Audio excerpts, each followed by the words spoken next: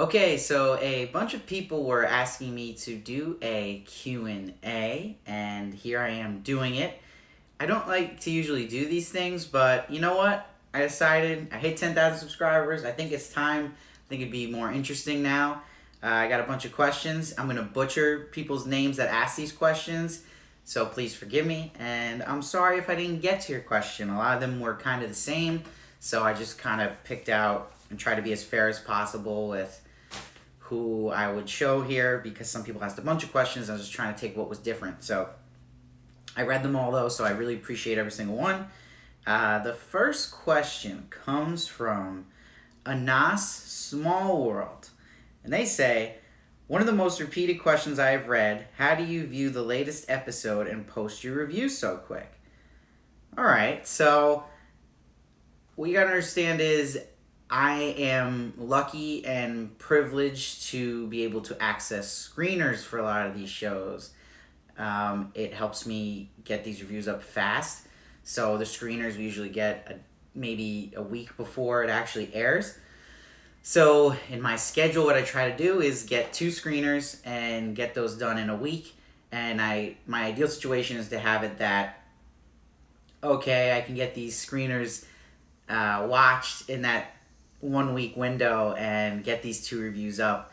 And I hope that the shows I'm covering I get screeners, because if I don't, then it gets really hard, because as you can tell, it's very competitive with YouTube and really any field, and same here. So time is money and you want to get that stuff up. That's how you get the exposure, and if I don't get it up quick, it's discouraging. So shows, let's say like Game of Thrones, those I do a quick review because they don't send screeners out. So I just have to watch it live with everyone and review it as quick as I can. So when it's a more complicated review that you see I do that's about like 20 minutes long, I definitely have screeners to do that for sure. So it gives me time to do a little research, watch a couple times before I post a review. Okay, so Sabrina Toner asks, did you pursue a college degree? And if so, in what field? You just seem so knowledgeable and intelligent, so I thought I'd ask. Well, thank you, Sabrina.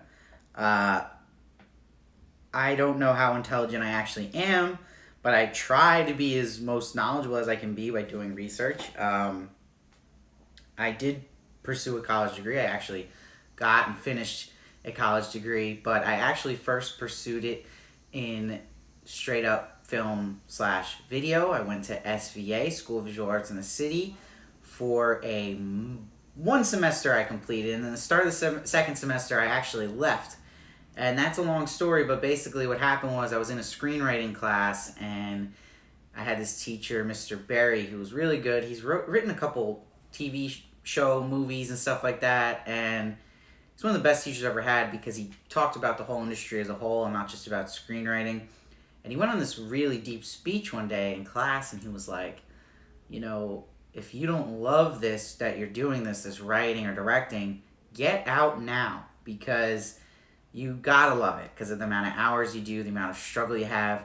And I realized I do love film. I love everything about it and TV, but I don't know how much I love making film or writing it. And I had to come to terms with that fast because I didn't want to waste money. It's an expensive school. And I said to myself, okay, so I don't love actually directing or writing. And I was pursuing a directing degree, and I was like, I don't love this. I like doing it, but I don't love doing it. So that's what he was kind of hitting at. So I was like, I need to find somewhere where I can find something I love but related to TV or film or media. And what I wanted to switch to was radio, and this was in like 2011, before podcasts even kind of broke out. And I grew up loving Howard Stern, so I would go to Met games with my dad, and he would play it on the radio, and it inspired me so much. I was like, who is this person? They're so real, and they get to say what's on their mind. I'm like, I want to do that. And to me, Howard Stern was just popular and successful on his personality and just being honest all the time. And I said, wow, how cool would it be to get a job at SiriusXM? So I said, how would I do that? So it's crazy, but this is a true story, because I had in my head, there's got to be a way, and I said, you know what, I'll go to a more local college, it's not as expensive, and I switched to Mercy College in New York, and I just went for a straight-up media degree, and they had radio programs there, which I thought was cool. So I did that my next semester, and literally the first semester I was there, they post this flyer in the hallway that says, "Oh, we're having a field trip to Sirius XM. You know, you're more than welcome to come and see what it's about." So I was like, "You gotta be kidding me! Like, what are the odds of that?" So I totally went, and there was like 30 of us, and we went to Sirius XM in the city. I fell in love. I saw Howard Stern's studio. I saw the whole building, and it was really cool because I saw Robin Quivers, his co-host, just sitting in like a little fishbowl thing, we call it at Sirius. And the tour guide was really cool, but he was actually the person who recruits interns. And everyone was like deathly afraid. No one was talking to him after. And when we were about to leave, I just stopped and I was like, I'm going to give this guy my information. And I did. No one else talked to him. I saw it as an opportunity and I wasn't going to pass it up. I gave him my email and he gave me his, and I emailed him and he was like, "Oh yeah, I remember you. You came to talk to me." And I got an interview for an internship, and I got the internship in the music department. So we'll get more into that because there is questions about that. So actually, it's the next question. So Toys and Craig asked, "What do you do for a living? Do you work in entertainment?" So continuing the story I'm talking about here, I got the internship in music department. Then I fell in love there at Sirius, and I was working on different shows. There was stuff for like the Jimmy Buffett Margaritaville channel I was helping out on, the channel Lithium, and then I got an internship for the comedy department at SiriusXM, and that was even better. That whole department was really funny people and cool, as you can imagine. And then I got crushed because my internship ended, and you can only do 2 there. And I was still in school, and then I went to AMP Radio 92.3 in the city, which is in the building with all like the CBS radio stuff. And I was on the street team in promotions there, and I absolutely hated it. And it was a different culture there I didn't like. There was a lot of bullying going on, and there was felt like I was in high school again. So it wasn't like serious where everyone was chill and stuff. It was totally different. I was like, oh, this is what terrestrial radio I've seen is like. And I did not dig it, and it felt dated at the time. So I didn't want to go back there. I did that internship, but it was hell. And then I went to interview at Sirius to get part-time for just being a board operator there. It did not work out, which was crushing. And I didn't give up. I finished school, and then I did part-time sports there, and I did get a job. And there was this radio host, Justin Termini, he does NBA radio on Sirius, and he helped me out big time. I just emailed him, because remember how nice he was? He let me sit on his show one day. I was an intern, and he was like, "Yo, like, I'll talk to someone for you." And he got me an interview for sports, and then I got in for sports part-time. And then when I was in sports part-time, doing the board op there at SiriusXM, the people I worked with at comedy intern saw me, and then it eventually led to part-time for comedy and full-time for comedy. So that led to me being a comedy coordinator, which was me just, evaluating CDs and all the comedy that was coming into Sirius and listening to it and rating it. And this is all stand-up comedy I'm talking about. And then Craig Ferguson came around. Well, actually, my first experience on a show was I produced the Mojo Nixon show. And it was called Lion Cocksuckers. It was wild, but he was a really cool guy to work with. It was my first experience working with someone that was more famous. And then I worked with Larry the Cable Guy on his show for a bit, and he was always super nice to me and helped me out a lot. And then all of a sudden, opportunities came, and Craig Ferguson was coming through the building, and I got to be one of the producers on his show when he was at Sirius for about a year and a half, and that was an incredible time of my life, working with such high talent and meeting a lot of celebrities, and that kind of got my idea of what it was like to be around that and my confidence up. And then he left, so I went more focused on back to in the comedy field at Sirius, just really helping run the operation of getting all these comedy CDs in and rating and deciding what's good to go on air and what's not. And that's most of my days, listening to comedy and actually reviewing it. So it kind of related to this. But I do work in entertainment. I still work there full time at SiriusXM in New York City. Okay, so let's switch gears a bit. Serena Henderson asked, "What's my all-time favorite TV show?" That's a really tough question.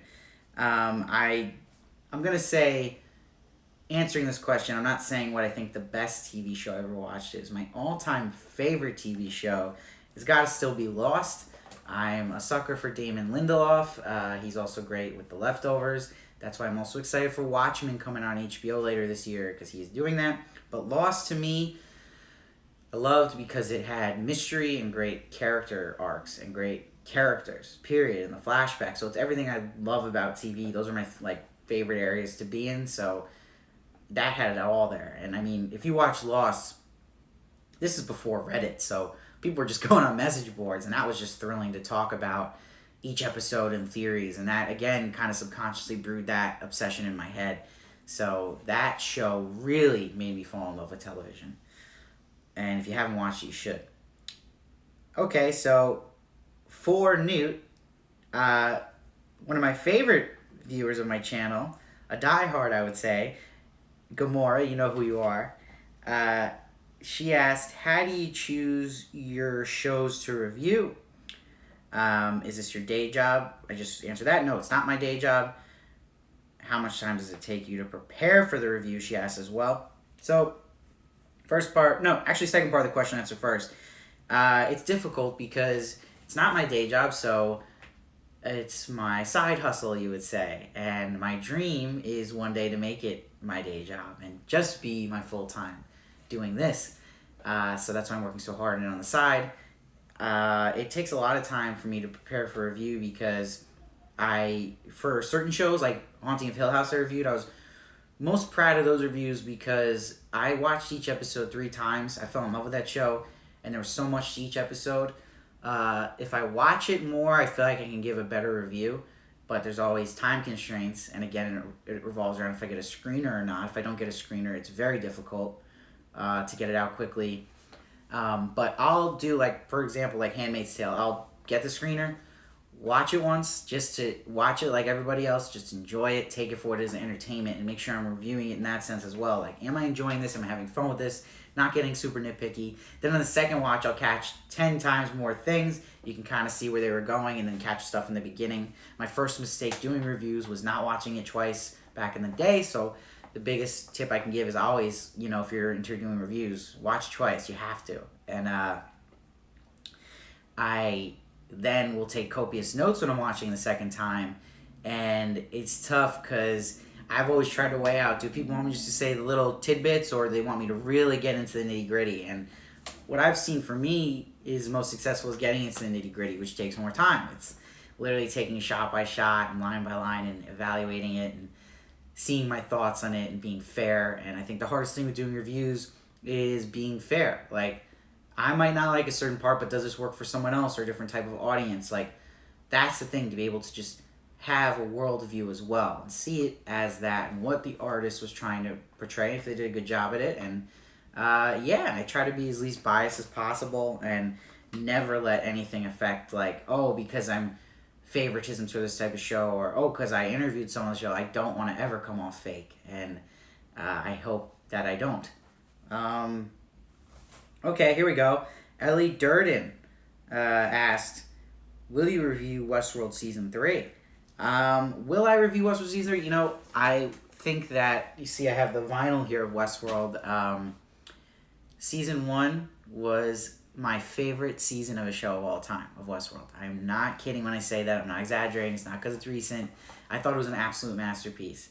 So I think because of that, I was incredibly disappointed with Season 2 of Westworld, and it really put a bad taste in my mouth.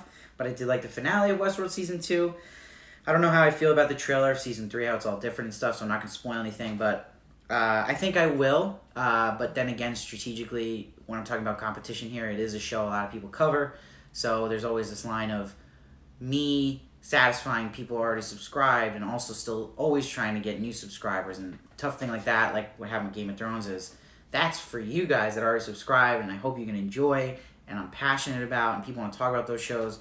But it doesn't help me get new people because there's 500 people reviewing it. So in the search bar, I'm coming up low, because there's just so much. It's so crowded, and it's also harder to get screeners for those big shows. So If I get screeners for Westworld Season 3, I'm doing it. There's no question in my mind. And I'm ready to bring my A game for that because it's a challenge Westworld. You know this. It's so complicated. But if I don't get screeners, maybe not. But we'll see. I'm not promising anything. Any chance you watch and review Dark, they also ask. I get this one a lot. I want to watch it and I want to review it. But this is the challenge of streaming shows now because streaming... if you do get screeners, which is rare because Netflix is really tight about everything, and they're a little pompous in that, but that's a discussion for another day. But Netflix, they release everything at once, so it's not the same effect of, wow, one episode that everyone wants to talk about. People want to talk about the seasons, but even when they send screeners out, they give you like 5. So even if I watch those 5 screeners, how do I give a review the whole season? I need to see the other 4, and you usually wait until the release date anyway, and then you're rushing to watch all this hours of television, get it out, and then there's 10 other people who already reviewed it. So it's tricky with Netflix shows. I'm not crazy about reviewing streaming ones unless I love it. That's why I did Mindhunter. But again, that's another show that falls into that, like, did it for subscribers, but I don't know if it's going to get me new ones. Because I have to just constantly weigh those two out. I want to make you guys happy, but I also still have to build my audience. So it's like kind of balance. Katya Garcia asked, favorite character ever in a show? That is a tough question. Jesus. I would say my favorite character ever in a show is, I would say Jack Shephard from Lost. I relate to him the most. He's got a lot of stuff I could see, and I grew up with it, so it kind of molded me as a person. So I'm going to say him, and because it comes from my favorite show, too. So yeah, Jack Shephard. Tanya Tressler asks, how did you become so smart and darling? Gee, I have no idea, but thank you. Who is Steve Varley? Night Slasher asks. Steve Varley is someone who wants to always do something that makes him happy and passionate and connect other people doing it. That's the short answer. Miss Rice Lifestyle. Okay. She asks, are there any upcoming series you are planning to review? Please say AHS. Okay, so I want to review AHS because it's week to week. FX is another one who's tight on screeners. I haven't had luck getting it from them, but I did review the Cult AHS season, so I enjoyed the show. I like to do it. I like anything horror as well. So it's kind of a slow time right now, so yeah, I think I will do American Horror Story. So there's the good news for you, Miss Rice Lifestyle. And also, is there any upcoming series you're planning to review? I love Walking Dead, even though it's just dragged out at this point. I still enjoy it again, but it's the most saturated show in terms of reviews. I might do it again because, again, the fall lineup coming up is a little disappointing on week-to-week shows for me. So I gotta see it. It's tough, but right now I'm trying to do more stuff for the subscribers, like streaming shows, some movies I want to sneak in there. But on my radar, I gotta also look at Disney Plus because you got this Star Wars show, Mandalorian coming out, which looks sick. There's a lot of stuff, and you got Apple Plus coming out with this morning show with Steve Carell and Jennifer Aniston. So, man, this TV field, it's exciting to me with have all these streamers because it's competitive as hell with these shows, but it's just giving me more stuff to look at. And she also asked, how do you know so much about episode writing, scenes, and production stuff? So here's my thing. I learned a lot in school about it, but what I found my joy for it and passion for it and what I've actually got most information from is just that belief of like, oh, you want to learn how to do something or you're inspired with something, like learn from the best. So I see a show I like, I want to find immediately the commentary by that director, or a writer. So I'll put on any commentary I can find from Aaron Sorkin. I've just started just binging commentary on Vince Gilligan's Breaking Bad stuff and everything he's talking about. And he's a genius. But that's what I'm learning from. You learn from the best, right? So commentary, and even if you just love TV and film, it's the most underrated thing to listen to. And it's so less made now. It's really dependent on Blu-ray sales for that. I hope they keep making it, and I really hope these streaming services produce more of it because it is valuable, and it's annoying that they're not. But yeah, I would say all the stuff that I've learned the most is truly from uh, listening to commentaries and great stuff on Variety's YouTube and Hollywood Reporter. They have great. I love Actors on Actors. Hollywood Roundtables are great. Really eye-opening stuff, and it's uncensored, which is great. Also, my experience with this is being on sets too. Like, I have a family who's all worked in it, and I'm proud of them in that. I also did background acting for a while, which was just fun to do. So that gave me an idea as well. So there's all that kind of stuff. Okay, we got Lorianne Crittendon. What's your favorite genre to watch on TV and on film? That's a tough question. I'm not going to say a specific genre, I'm going to say a blend. And again, that goes to if there's mystery in it, if it's dark, if there's gore, and there's suspense, and there's character building, I'm all in. That usually goes to David Fincher-esque stuff that I'm drawn to, but I love it. It's my favorite type. I'm always on the edge of my seat with that, so if it's done well, it's going to probably get me the most. But I also love comedy as well, for sure. Okay, Rachel Smarter Outdoor Solutions. This isn't a question, so she's giving me a statement here. Please don't get rid of the outfits. All right, so this is a demand, and I like it.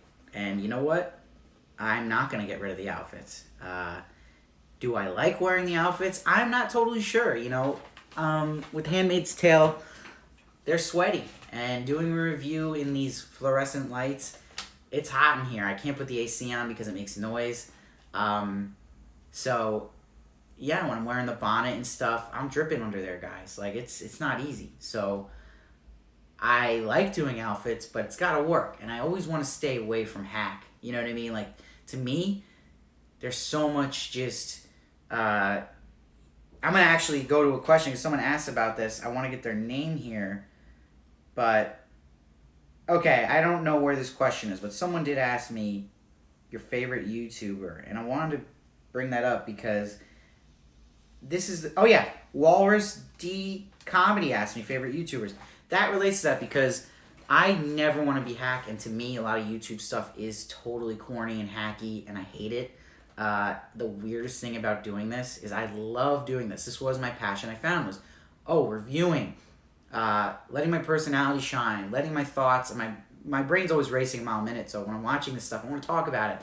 So when I was talking about, I'm not passionate about directing or writing, I'm passionate about talking about it. I'm passionate about watching it, and then I found oh my God, reviewing is my passion, and as is interviewing, which goes to the Howard Stern thing, where hearing his interviews, I love them, so interviewing is my ultimate goal and dream too. So if I can do these both, because it never feels like work to me. I love it. I'm always curious too, so that helps with reviews. But favorite YouTubers is none of this inspiration actually came from YouTube. It just was a platform I dug how it works and how there's comments and it was engaging. But I love making reviews on YouTube, but I could never watch a YouTube review. And I'm not just saying that, I'm not into it. And I'm just okay, people like seeing me, but I'm more of a podcast guy with that. I like listening. I can't get into a lot of these YouTuber reviewers because a lot of them, again, I'm not trying to hate, but Jesus Christ, they're hacky. Right when I see someone open with a quick joke and a blurb, and then it cuts away, and then it goes to them, I'm out. You lost me. It's too corny, and it's about something else. It's too performing, and I don't want to ever get like that. I want to just be real, and I just feel like there's so many reviewers out there, and written too, and they love everything. Everyone loves everything.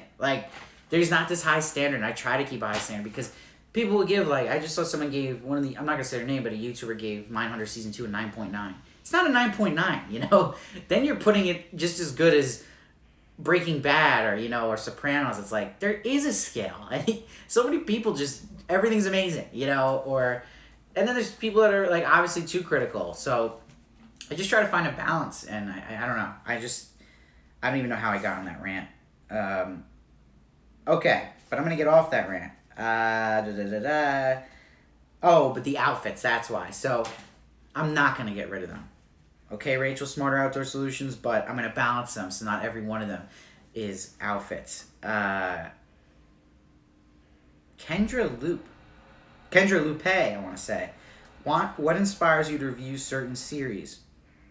Also, since you rate them 1 to 10, what is the winning formula for an all-around 10? That's a really good question. What inspires me? I gotta, again, like the genre to review certain series, but also I have to look at it business too.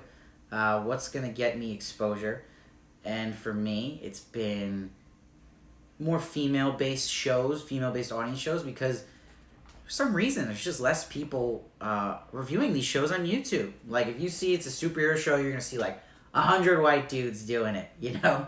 But if you look at a show like Sharp Objects, there's a hole there. And same with Handmaid's Tale. That's why I jumped on it, you know. And I'm like, I love these shows too, so I don't like them any less than superhero shows. So hey, no one's doing them. I might as well do those because everything else is saturated. So that's part of it.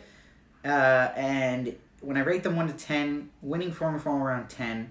I'm gonna butcher the name of this episode, but there's an episode of Breaking Bad that's been like consistent, always as a 10 on IMDb, and that's Ozymandias. It's in the final season. Again, not spoiling what happens in it. If you've seen it, you've seen it. But that is a 10, and it deserves that. So it's a space of scale of like, okay, there's no cheats here. There's no bad corniness. There's also connection to the season as a whole, and it makes sense. And the production value, how good it looks, the effort put in, the editing, there's so much to it. And to give something a 10, it's got to be really perfect in my eyes. So it's rare, but when I'm giving stuff like 8s and 9s, that's still really good. You know what I mean? So I don't think people understand that. Like, some people, even when I'm like kind of crapping on an episode of something, they'll be like, wow, that was too generous with like an 8, you know? But no, if you look at deep into my reviews, like, you'll see I give 4s and 6s. Like, there's bad, you know, and 2s even. So, like, if we're going scale here, I would say, yeah, let's put Breaking Bad in that 10 range. And let's go low scale. Son of the Mask, the movie, would be a 1. So, when you see people got mad at a lot of episodes of Game of Thrones in this recent season, you're seeing people on IMDb giving it a 1. It's not a 1, you know? Again, a 1 is Son of the Mask. They're just mad it didn't go the way they wanted, or upset with decisions, but the episode as a whole might still be a 6, a 7, that's fair. So I think people get too extreme with both sides of that, so I try to just keep it realistic. Okay, Patricia D. Anna, my favorite dancer in the world. Are there shows you simply watch for pleasure? Yes, of course. And I think one of those would be, obviously, I've never sat down and binged The Simpsons straight through. I've watched it sporadically, so that's been a joy. I'm trying to do it. Gets me in a good mood, and it's hysterical. I'm trying to think what else I just watch for pleasure. Anything sports related, like Hard Knocks and stuff. Like, I'm also obsessed with sports. I love fantasy football, so I know it's kind of going a different direction, but most of my pleasure comes from sports watching. I'm a huge Mets fan. So I'm watching sports just as much as I'm watching film and TV. Let's see. 702 Thomas had a bunch of questions. They were really excited. They said, oh my gosh, been waiting forever to ask you questions. So they got like 10 questions, so I'll take a couple here. Do you have children? No. Do I have animals? I do not, but my parents have an English bulldog that I love more than anything in the world. Her name is Daisy. Have you considered acting or screenwriting or independent filmmaking or talk show host?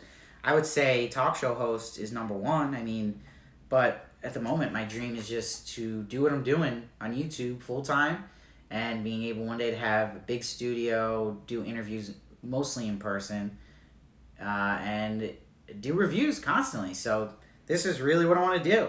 And when it comes to like acting, screenwriting, independent filmmaking, I don't know. I've been down that road, and again, like I said, I don't love doing it. I love reviewing it. I love watching it. So, and I love interviewing the actors and writers and directors and having them do the work and breaking it down with them and learning about what they do. I'm more curious to it. It's like, it's weird to say. It's like I'm almost like a peeping Tom with filmmaking. I don't know. Am I from Wisconsin? That's a random one. I I don't know why they would think that, but hey, you gotta ask what you gotta ask. It's a fair question. I'm not from Wisconsin. I am from New York, born and raised. Rudest celebrity encounter. So I've had a ton at Sirius. I've had to record a bunch of people doing countdowns, takeovers, you name it. So I've met a lot, and any rudest celebrity encounters, tough one. I mean, I've definitely had some bad ones, but I don't really want to throw anyone under the bus at this point in time. But no, nothing really pops to my head. I honestly would say most of them have been pretty cool. I mean, they're busy people, and if there is any attitude coming off, I usually understand because they're being hounded, they're not sleeping, and everyone's pulling their legs, so they're human too. And I think when people judge someone off one celebrity encounter, I've seen, I'll give you an example. Jim Gaffigan, I love. I've met that guy 3 times. He's always around, and he was so nice to me the first time. The second time, he was really cranky. And he wasn't to me, he was just in a bad mood. And then the third time, he was in the middle, just chill. So in that, you're realizing they're humans, and you're all have days where you're in a bad mood. And imagine that day you're in a bad mood, that's the one day someone met you, and that's their judgment of you forever. It's not fair, Everyone has different moods, so it doesn't say a lot about just one encounter. Now, I do think, though, being a straight-up jerk does. I mean, because not every day I'm telling people, get away from me. That's absurd. But I haven't had that experience with someone yet. But I've heard stories. Celebrity crush.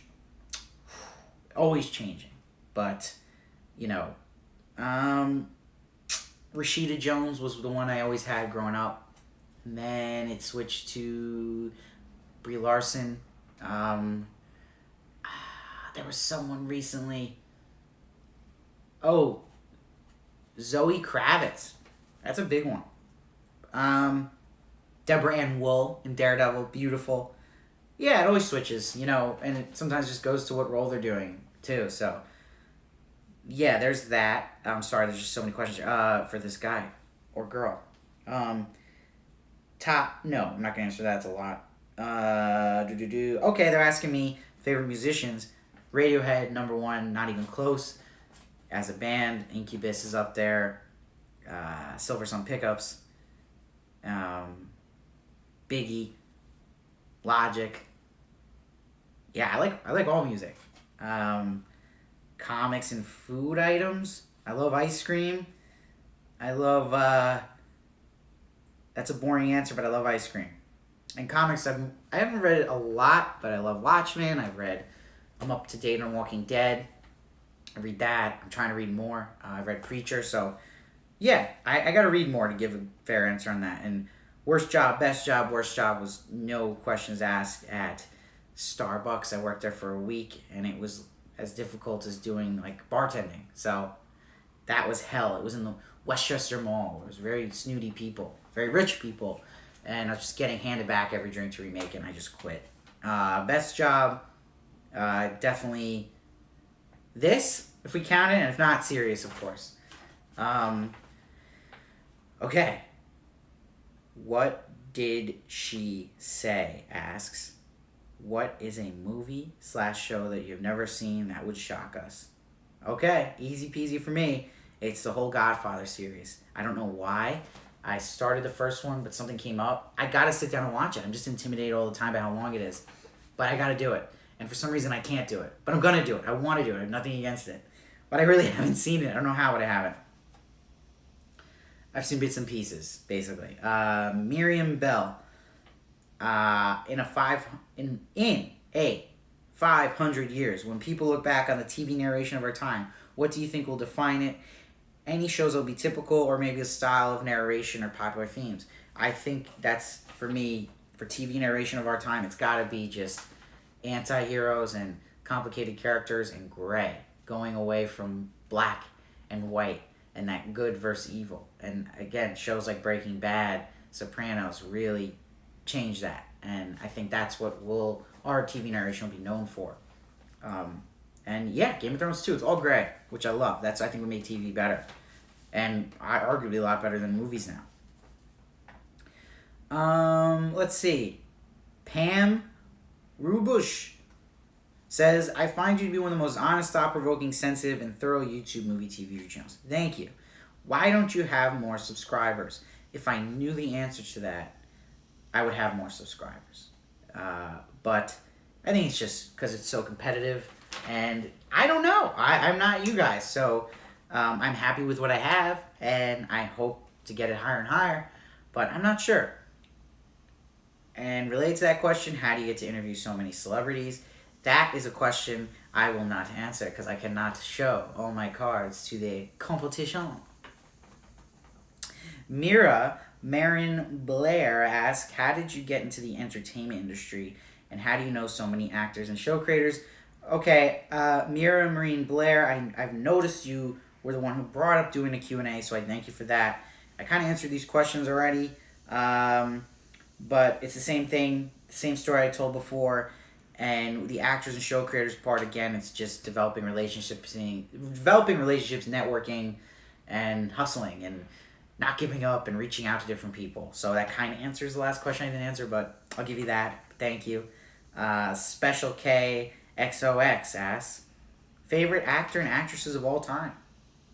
Ooh, that's tough, but off the top of my head, I guess I'll say my favorite current actor's always been Jake Gyllenhaal. I think he's just so versatile and great at everything he does. Sam Jackson's also there as well because he never mails in a performance.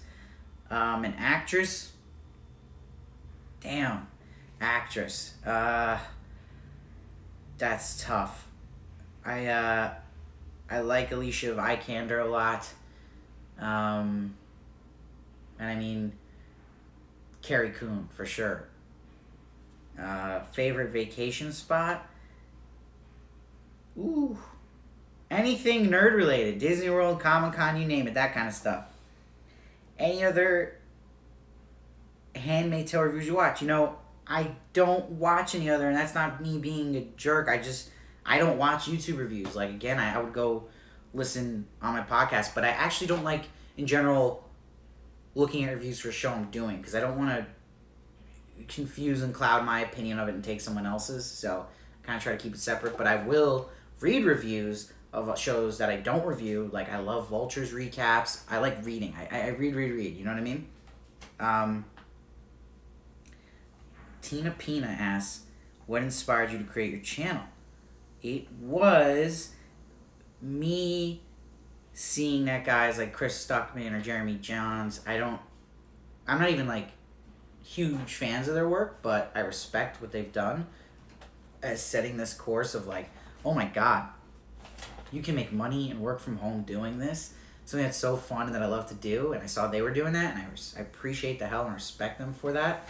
So they were inspiration to me, and like, I was like, okay, you know, I love working at my job, but I would still prefer to work at home and really do what I want to do because it's still a grind, and even your passion is still work. But this is the most I love, and my dream my whole life has just been to do what I want to do and through my terms. And this gives you that platform opportunity. Like, if I'm doing an interview, I'm picking the questions. You know, if I'm going to do reviews, I'm picking the shows I want to do. I don't have a boss telling me that, so I love that. So that's why it's my dream. And again, it's just surreal that YouTube and just our generation, you have these opportunities now to just, if you're good at something, you can get noticed and you don't need a connection, you know? So, yeah, that inspired me. Those two channels. Melrose, a.k.a. TV Soulmate. How you doing? Let's see. What is your astrological sign? I am a Cancer, and if you're wondering if I believe in astrological signs, I don't, but I do love reading about them because they do a really good job at just breaking down different types of personalities. And if you look at zodiac signs matching and stuff, dating, it's pretty accurate in the sense of why people fight, and it gets you more kind of sympathy towards, oh, we all just think differently and operate differently. But I will say, I'm not like a hater, and saying I'm a Cancer, if I was to say a sign that matches me the most, it is totally a Cancer, if you want to know what I'm about. So, thank you so much, everyone. I try to answer as many as I can. Sorry if I didn't get to yours, but I read it, and I appreciate it. I'll definitely do another one of these in the future. And I appreciate every single one of you again, and if I can just get requests from you guys about what shows you want me to review next. It helps me so much. Anything, movies too, anything. I know I'm seeing them too that you already posted, but just post more as much as you can. Stuff that's coming up, in the fall especially. So let me know about that, and let me know what formats you like, how long you like my reviews, anything. It's much appreciated. And please just share the word about my channel. It always helps. I can't tell you enough how much that helps me. Again, it's so saturated with reviewers, so it helps any of you guys just letting your friends know about me. I really appreciate it. So thank you so much. I hope you enjoyed this. Again, please follow me at Steve Varley1 on Twitter and Instagram for more of me. Thank you so much. I'll see you next time.